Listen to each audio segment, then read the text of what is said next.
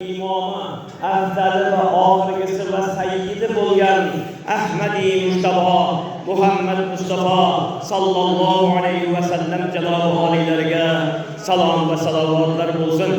Va shundan so'ng Alloh tabaraka va taolo butun islom olamiga ne'mat qilib bergan payg'ambarimiz sallallohu alayhi va sallamga zamoni muboraklarida kamarbasta bo'lgan va shundan so'ngra Rasulullohdan so'ngra 33,5 yil mobaynida dini islomni yer yuziga tarqatishda xizmat qilgan va mahshar maydonlarida sizlarga mizoni odilda nazorat qiladigan, filstrotda rahnamolik qiladigan, jannat sari yo'l ko'rsatadigan islom olamining do'stlari bo'lgan shoriyon bosafolardan Alloh taolo rozi bo'lsin.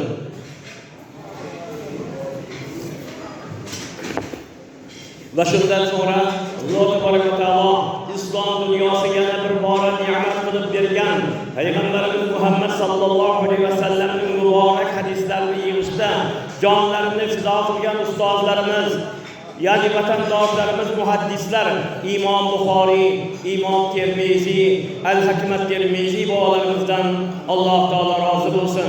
Va shundan so'ngra Alloh tabaraka va taolo sizlarga ne'mat qilib bergan zot to'rtta mazhabning eng ulug'i bo'lgan Hanafiya mazhabining mazhab boshchisi Nu'mon ibn Sobit Imom Azam rahmatullohi alayhi Alloh taolo rahmatini darajatmasin. U zotki sizlarning Qur'on tafsirida, hadis tafsirida aqllarimiz ojiz bo'lgan o'rinlarda sizlarga peshvolik qilgan, sizlarga ustozlik qilgan zot bo'lganliklari uchun Alloh taolodan rahmat va mag'firat so'rab qolamiz. Va shundan so'ngra Alloh taolo yana bir bora mana shu ne'mat qilib bergan zotlar sizlarning dunyoga kelishimizga sababchi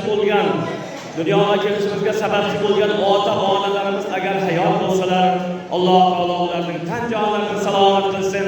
Agar dunyodan ketgan bo'lsalar, Alloh taolo ularni qabr azobidan, qiyomat azobidan forig' qilib, ikki dunyo saodatiga erishmoqlarini nasib qilsin. Amin.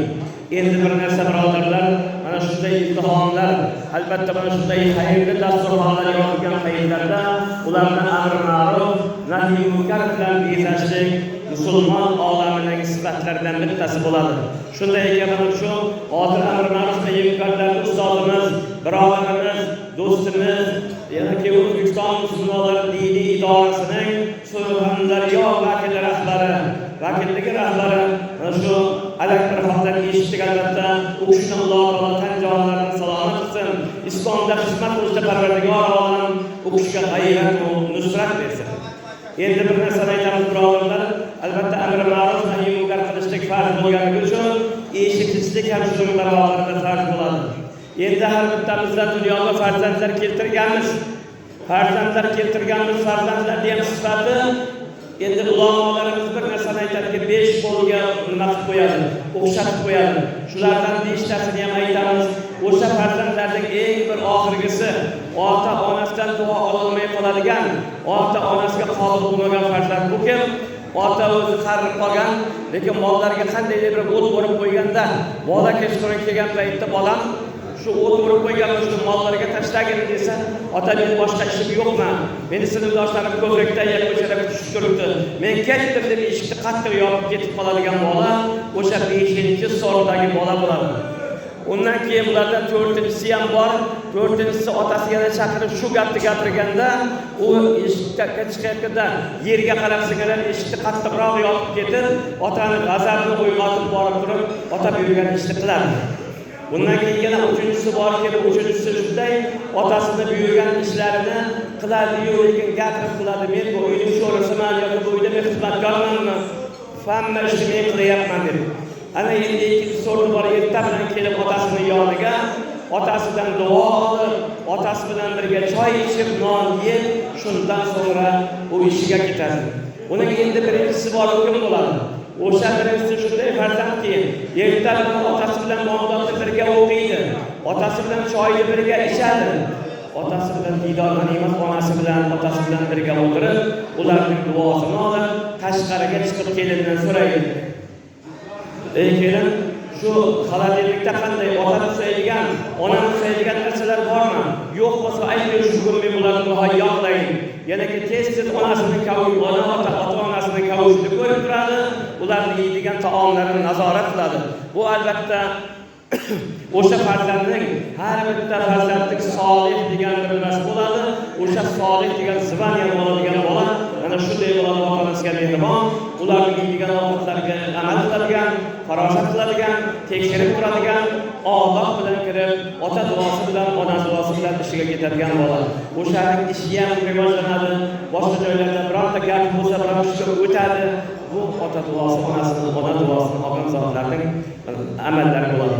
Shuning uchun har bittamizga endi Qur'onda o'zimizdan shaytonir rojim va laqad karramna bani adama va hammalnahu fil barri wal bahr. Ya'ni va laqad karramna bani adam, yer yuzida hurmat va karomat qildik.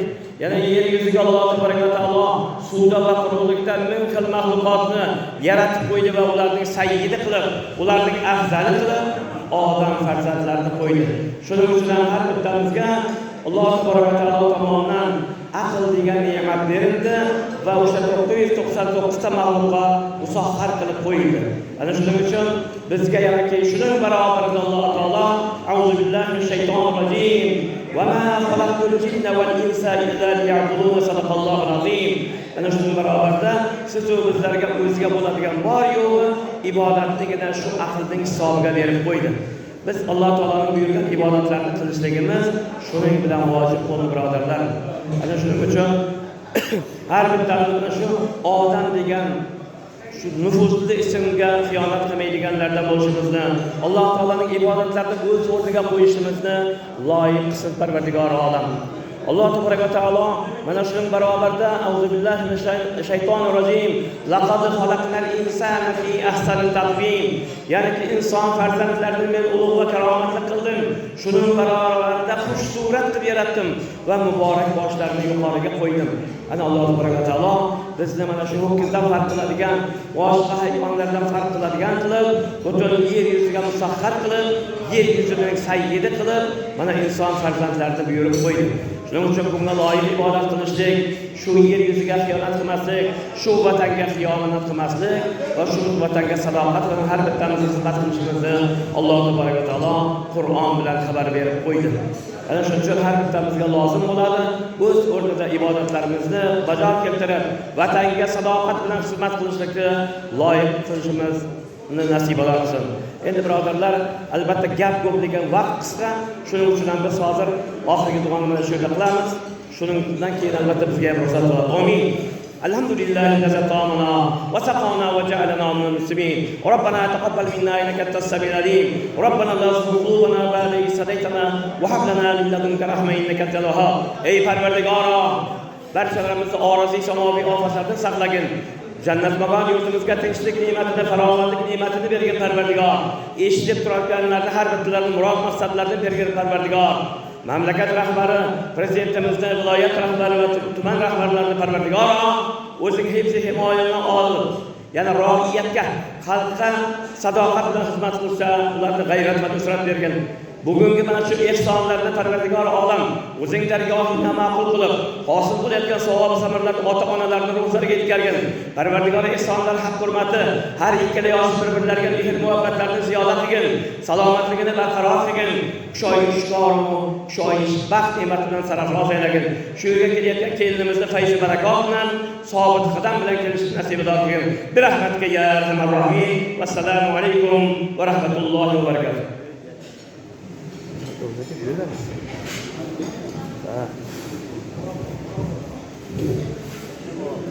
Ana endi turamiz.